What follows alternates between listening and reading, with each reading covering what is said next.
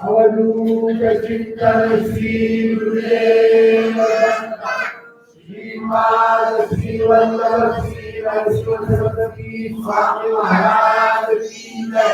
श्रीमद् परमहंस परिव्राजक श्रीमद् वासुदेवानंद सरस्वती स्वामी महाराज की जय। श्रीमद् परमहंस परिव्राजक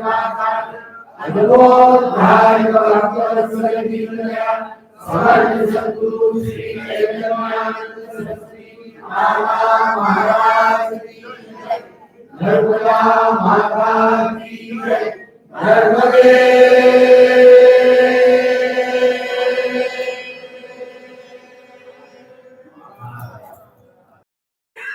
नित्याप्रमाणे आज दुसऱ्या दिवशीच्या आपल्या गुरुचरित्राच्या अध्यायावर चिंतन आज आपण 17 पर्यंत बहुतेक मंडळींचं वाचन झालं, महिलांनी श्रवण केलं। 7 ते 17 अध्याय याचा विशेष काय आहे तर श्रीपाद श्री वल्लभांचा जन्म पिठापूरला झाला आणि अपर्णाची जी कथा वगैरे आपण बघितली ते श्रीपाद चरित्रामृत नावाचं पुस्तक जे आहे गुरुचरित्रासारखं तो समग्र ग्रंथ श्रीपाद चरित्राचा आहे। त्या ग्रंथामध्ये अशा पद्धतीचं वर्णन नाही की गुरुचरित्रात आहे, कारण तो नंतर प्रकाशित झाला आहे। पण गुरुचरित्रात विशेष कसं आहे की श्रीपाद श्री वल्लभांनी एका ब्राह्मणीला असा वर दिला की तिला पुत्र होईल माझ्या आशीर्वादाने। तो कसा होईल कारण तिच्या मनात तुमच्यासारखा पुत्र व्हावा असं तिने म्हटलं। ते म्हणजे ठीक आहे, माझा मुलगा मंदमती आहे, त्यावेळी या जन्मात कसा काय होईल तो म्हणजे तोही वैदिक होईल, चांगला अभ्यास होईल, पण तुमच्यासारखा ठीक आहे।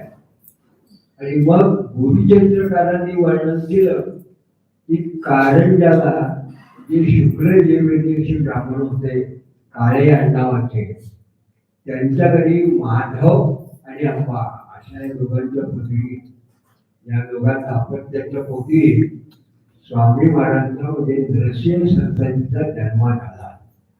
विशेष ते काय जन्मदात बाळ ओंकार जपाचा जन्म झाला। हा लहान मुलगा रडला नाही, त्याला सद्योजात म्हणतात, तो रडला नाही, काही केलं नाही, फक्त ओंकार तरी म्हटलं।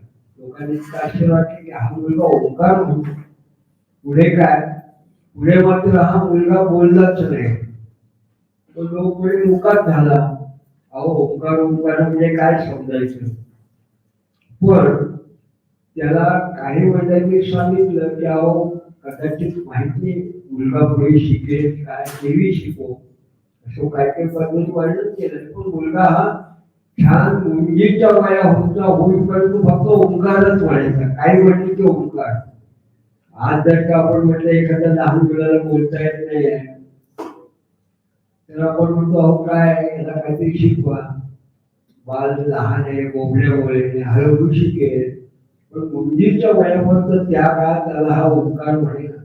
शेवटी लोक म्हणे की आता काय करावं, त्या बालकाने स्वतः खून दाखवले काय तर माझी मुंज करा जाणव, माझी मुंज करा मग मी बोलेन।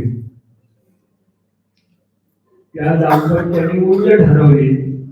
लोक म्हणाले मूक पितराची एवढी आयती ब्राह्मणा लागली असे भ्रांती। अहो मुका मुलगा आहे त्याची काय मुंजा करायची, याला जायचं वेळी लागल्यासारखं होत खर्च होत काही लोक म्हणून आपल्याला काय त्याचा आपल्याला विष्णांना मिळतेला। पण ती त्याची मुंज झाली आणि मग त्याला वडिलांनी उपदेश केला गायत्री मंत्र। आता वाटलं की हा मुलाने सांगितलं आता म्हणे ओंकार, ही तो काय म्हणाला नाही। लोकांना वाटलं मुंज झाली, सगळं झालं, अजून हा काही बोलत नाही। आणि मग शेवटी भिक्षेची वेळ आली आणि हा मुलगा जेव्हा आई जवळ गेला आणि आईने जेव्हा पहिल्यांदा तो आईजवळ गेला आणि जेव्हा बुद्धीचं मन बौद्ध दीक्षांत देई असं म्हटलं, तेव्हा त्यांनी सरळ सरळ काय केलं, त्या मुलाने ऋग्वेद संहितेचा पहिली गोष्ट एकदम त्या मुलाने पटकन म्हटली. अग्नी वेळे पराजय, अग्नी वेळे पुरोहित एकदम ऋग्वेद संहितेची पहिली गोष्ट. लोकांना आश्चर्य वाटलेला, बोलत नाही एकदम ऋग्वेदच म्हणाला.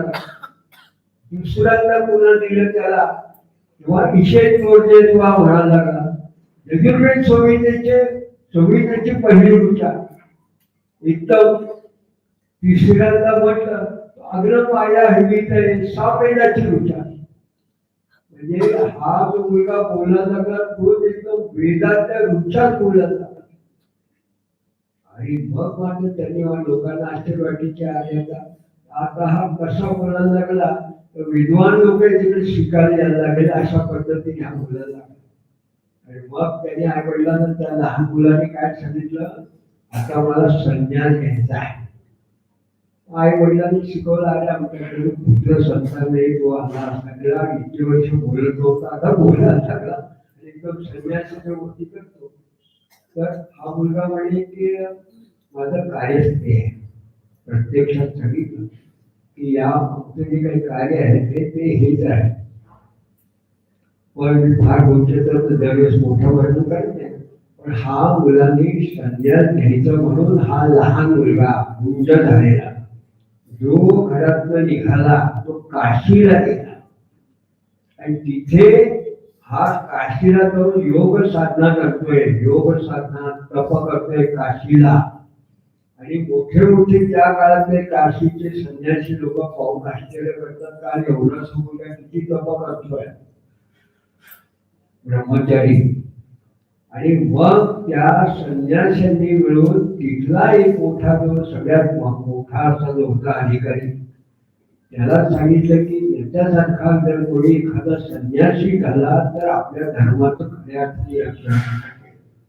म्हणून हा जो आहे मुलगा, याला त्या ठिकाणी असणारे नारायणानंद सरस्वती या नावाचे एक संन्यासी तिथे होते. गुरुचरित्रात वर्णन केलं, बहुकाळीचा होता व्यक्ती. खूप संन्यासी लोकांत सुद्धा कुणी दंड घेतला त्याच्यावर त्याची सिनियरिटी ठरते. यांनी आधी घेतलाय, त्यांनी नंतर घेतलाय, तशी त्याचा क्रम असतो दंडी संन्यासाचा. म्हणून बहुकाळीचा होता व्यक्ती संन्यासात तो श्रेष्ठ होता. आणि त्याची परंपरा शंकराचार्यांपासून. म्हणून ती परंपरा गुरुचरित्राने प्रकथन केली. मग त्यात मर्यानंद आणि विद्यारण्यन सगळ्यांची नावं घेऊन मग सांगितलं की हा त्यांचा नारायण सरस्वती जो आहे हा शंकराचार्य परंपरेतला आहे.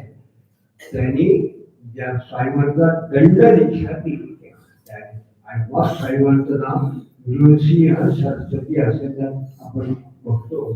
हा जो आहे तो नरहरी वगैरे जो आहे ते नाव हा गुरुसिंह सरस्वती तेव्हापासून त्यांचं नाव आहे.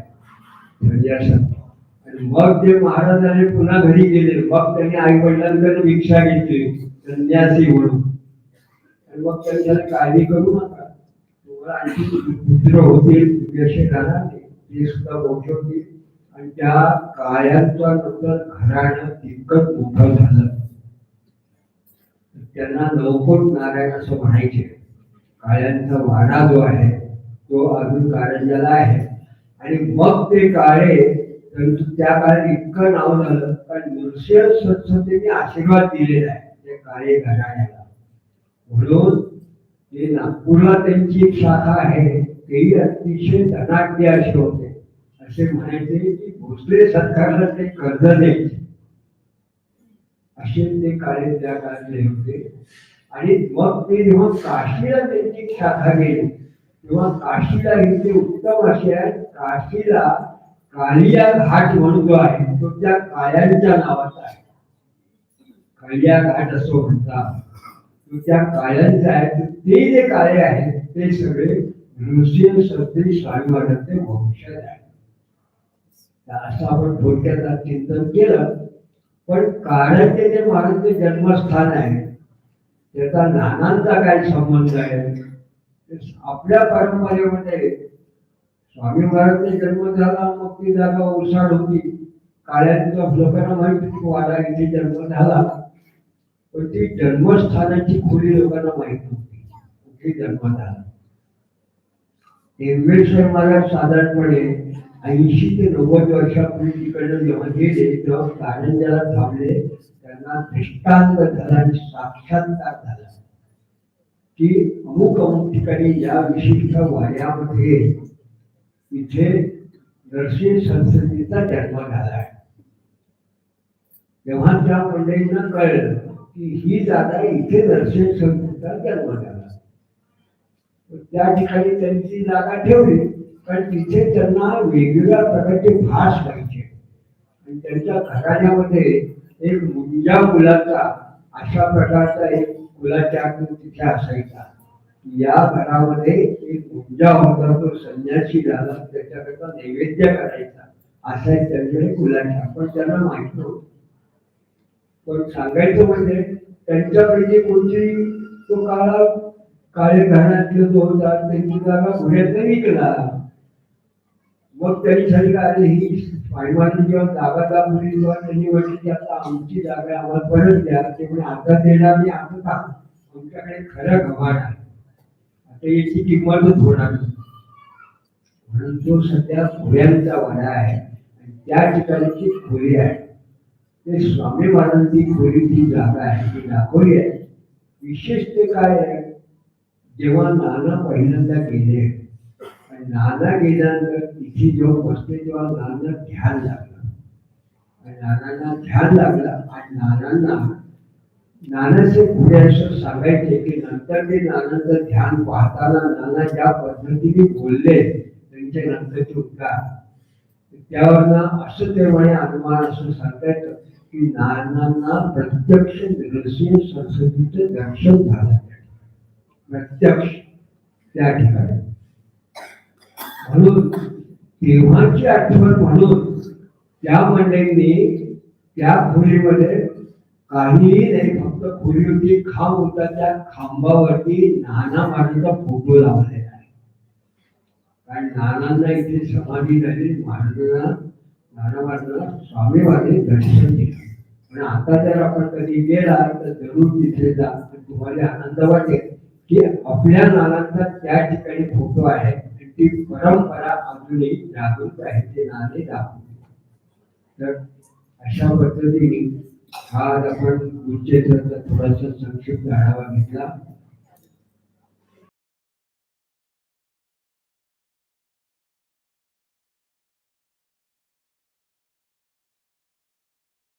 अध्यात्मावर अशीच माहिती मिळवण्यासाठी देव माझा चॅनलला सबस्क्राईब करा.